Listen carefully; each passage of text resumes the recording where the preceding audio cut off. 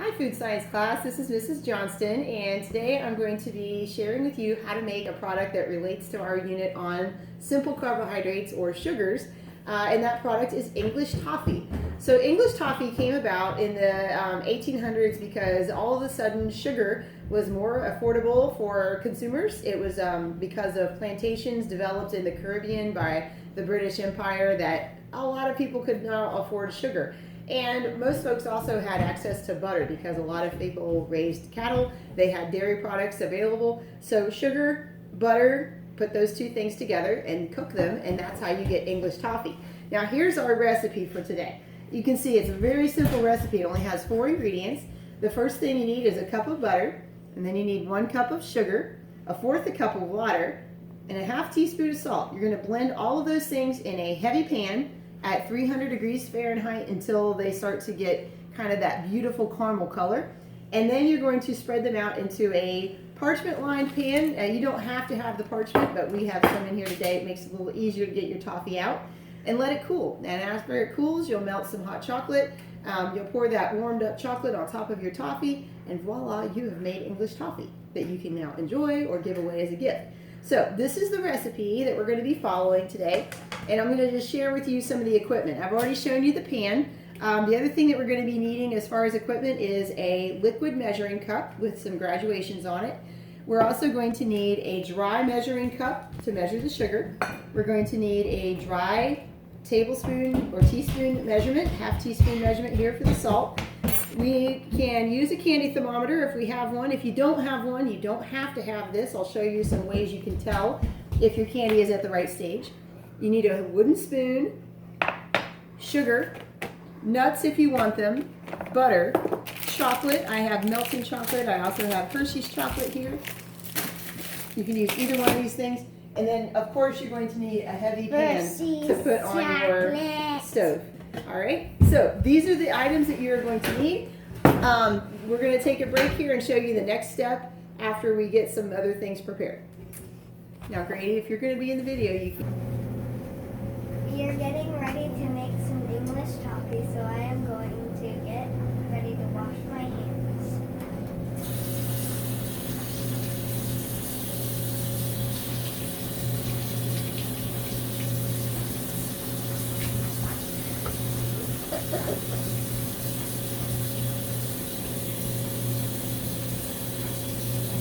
Aubrey, what else did you do to get ready to make toffee? Well, we put on our aprons and we tied our hair back to get ready to make toffee. And why do you want to do those things when you're getting ready to make food? Because if something spills on your clothes if you don't have an apron, then your clothes will get all dirty. And if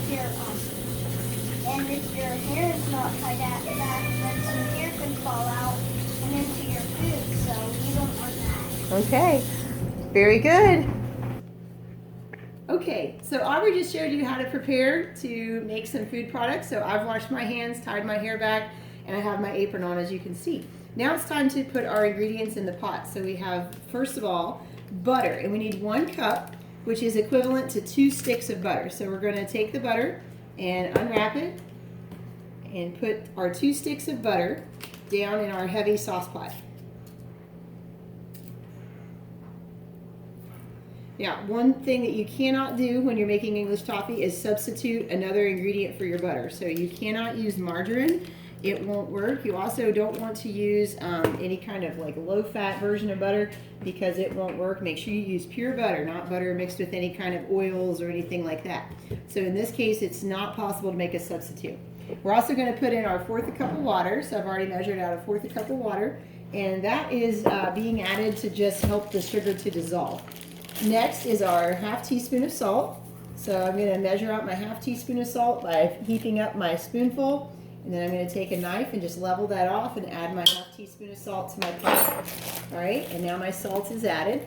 The last ingredient is the sugar. So if you recall, in class we've learned that when you measure out a dry ingredient like sugar, what you're going to do first is you're going to heap that ingredient up over the top of your measuring cup. So I'm just going to scoop out more than a cup of sugar. So I'm going to scoop out my sugar. And you can see here my cup is overflowing. So what I'm going to do next is take my level knife and I'm going to level off the top of that measuring cup by scooping the extra sugar back into the bag. Okay, and you can see there I have a nice level cup of sugar, and that goes into the pan. Especially when making candy, it's important to keep your recipe levels and your recipe amounts the same. All right, so our next step is to take this pot to the stove. We're going to turn the burner on high because we want to get this up to 300 degrees Fahrenheit. And we're going to know when it's at 300 degrees Fahrenheit by reading our candy thermometer. So 300 degrees Fahrenheit is all the way up here, and that equates to what's called the hard crack stage of candy. So that's between 300 and 310. So this is the same temperature that you would heat ingredients up to make lollipops or hardtack candy or peanut brittle. So 300 to 310 is that hard crack stage. Now, what that's going to do is allow this mixture of water and butter and sugar to hold a higher amount of sugar than it normally could. So this is going to become what we call super saturated with sugar. And that's one of the important things that candy makers try to do, is they try to get their product to hold the correct amount of sugar. Now, the other thing that's going to happen as we make this mixture is we're going to see the sugar perform one of its little magical sugar things that it can do, which is caramelization. So sugar tends to change color as it heats up. And this is a reaction of the atoms that are in the sugar molecule. The carbon, hydrogen, and oxygen that are in the sugar or the sucrose molecule begin to turn a different color when they are exposed to heat. So Aubrey is going to bring the camera over here, and she's going to show you what this mixture looks like when it's first getting warm.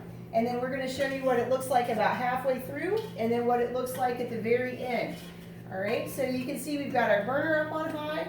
We've got our pot heating up. Aubrey, bring the camera on over here. We're going to show everybody what it looks like right now. Okay, so you just hold it right over top of the pot. You can see it's just a kind of almost like a whitish yellow color. The butter is starting to melt from the heat. And there's definitely no caramel color at all in the pot. So we're going to pause it right here, and then we'll show you what it looks like in a little bit after some more heat's added. So our toffee has been cooking for about 3 minutes now. Aubrey's going to show you what the inside of the pot looks like at this stage. So right now it's just going to be kind of like a light yellow color. Okay, and you can see, whoa, it's steaming up our screen. You can see that it's boiling.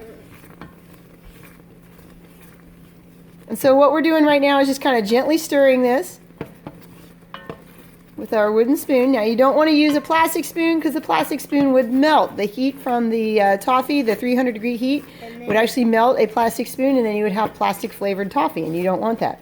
So all we're going to do for the next few minutes here is just continue to stir this. What you can see is that there's no caramelization happening yet. The mixture is just a light yellow color. So the sugar is not caramelized yet. It will need to get to that point in order for us to actually have toffee. All right, so we're going to take a break and show you what it looks like in a little bit.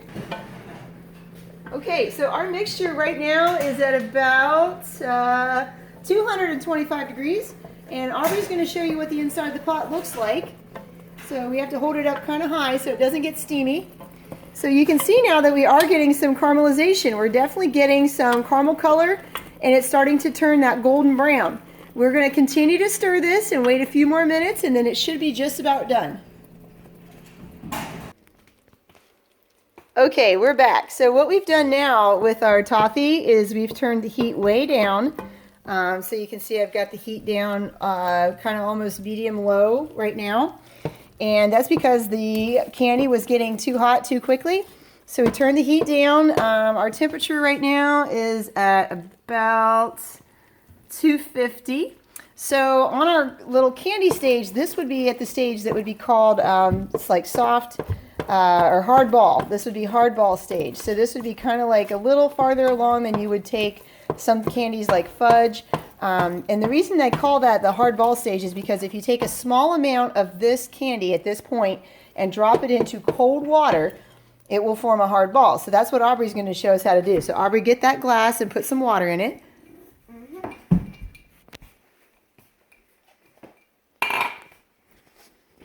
I'll put a little bit of cold water in this glass. Okay.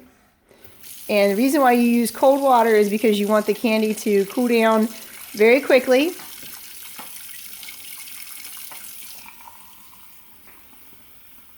Okay, so Aubrey, bring that over here to the counter. We're going to put a tiny bit of our toffee in here. And we're going to see what happens to it when it goes into this glass. So what should happen is it should form, and it's doing that. It's forming a firm ball. So you can see here how when we take that out, how we can make a hard ball out of that. Okay. All right. So we can still move it around. All right. But that is what is referred to as that hard ball stage of candy. All right. And again, that is happening at 250 degrees Fahrenheit. So this is not what we want our toffee to be. We want our toffee to be much harder than that and have a much firmer texture. So it has to heat up a bit more. You can see that we're getting that nice dark caramel color, and that's from the heat being applied. So we're going to keep that heat nice and low at this point and just let it continue to cook softly until it gets up to that 300 degree mark. We'll be right back. Okay, now we are at 300 degrees. So Aubrey's going to come over here with the camera, and she's going to show you that the temperature is reading right at 300. So you can see what it looks like. Again, we turned the heat way down on this as it got closer. So what we're going to do now is show you with the glass of cold water how this candy looks differently. So Aubrey's going to show right there at the glass of cold water. And I'm going to take a little bit of this candy on the spoon and drop it in. And what you should notice is that immediately when this hits the cold water, it's going to firm up. Okay, and then this is going to be what's called the hard crack stage. So again, you can see that that is solid. Okay, and we can't really move it around a whole lot. That is what's called the hard crack stage for the candy. So it's ready. We're going to go ahead and take it off of the heat. And now it's time to put it into our dish that's lined with parchment paper. So we're going to have the parchment paper there just to make it a little bit easier to get our candy back out. So all we have to do now is just put this in. Again, this is an area where you want to be careful not to get yourself burnt.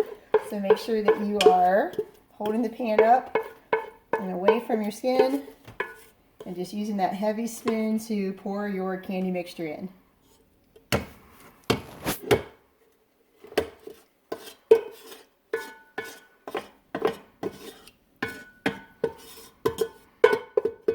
Now I used a really big saucepan for this. You don't have to have one that's this big. You can use just a regular like soup pan. That would be fine. And probably a little bit easier to work with. Okay, so we've still got some candy on the bottom of our pan and on the sides of our pan. Aubrey will probably get to lick that out a little bit. Yummy. So what we're going to do is spread out our toffee. Okay, and again, you can see it's already setting up on the spoon here. Okay, so it won't come off of our spoon now. It's not able to be poured. We're just going to let that cool. And that is the first stage in making our toffee. Now, once this cools a little bit, there's two ways that you can add your chocolate. The first way that you can add your chocolate is by actually taking the Hershey bar and breaking it into pieces and putting it on top of the toffee and then spreading it out. The other way you can do your Hershey's chocolate or your dark chocolate or whatever kind of chocolate you would want to put on your toffee is by putting it in the microwave and letting it warm up a little bit in the microwave, stirring it, and then pouring it on top. So Aubrey and I are going to show you how to do the quick and simple method. And that's by taking a Hershey bar. Okay, so we have a Hershey chocolate bar here. And all we're going to do with this Hershey chocolate bar now is we are going to break it up into pieces and put the pieces on top of the hot toffee as it cools. Okay, so I'm just going to take these little tiny pieces of Hershey bar and set them on top of the toffee. So one Hershey bar will do all of your toffee that you need to do. In fact, you might not even need a whole Hershey bar. It just depends on how much chocolate you want. So you can experiment with different flavors. You can add dark chocolate, you can add white chocolate, you can add different types of nuts to the top of your toffee or leave the nuts out entirely. You can even mix the nuts in before you set your toffee in the dish. So if you wanted to add some cut up almonds or you wanted to add some cut up pecans to your toffee before you pour it in, and let it cool, you can do that. So those are all some different things that you can do to add different flavors to your toffee. And again, you don't have to have a Hershey bar. You can have chocolate chips. Miniature chocolate chips work really, really well for this because they're smaller and they melt quicker. So again, all we're going to do is just spread these Hershey bar pieces out, and once they start to get hot enough to melt, we're going to take a spatula and spread them out over the entire surface of the toffee, and then we're going to add a few little chopped up almonds, and our toffee will be complete. So this has taken about, say 20 minutes from start to finish. It's a pretty quick candy to make. 15 actually. 15 you say? Okay. Chef Aubrey is correcting me. All right, so we're going to let the toffee melt that chocolate, and we'll come back as soon as it's melted. Okay, so we waited a few minutes for our chocolate to get warmed up by the toffee, and the toffee is starting to set. So what we can do now is we can take a little spatula. I just have like a little butter knife, and we can spread out that chocolate, and it's going to make a nice little thin layer of chocolate on top of our toffee.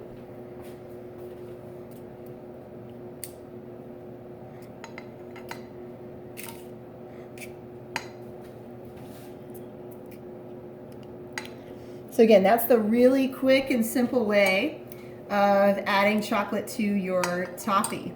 So if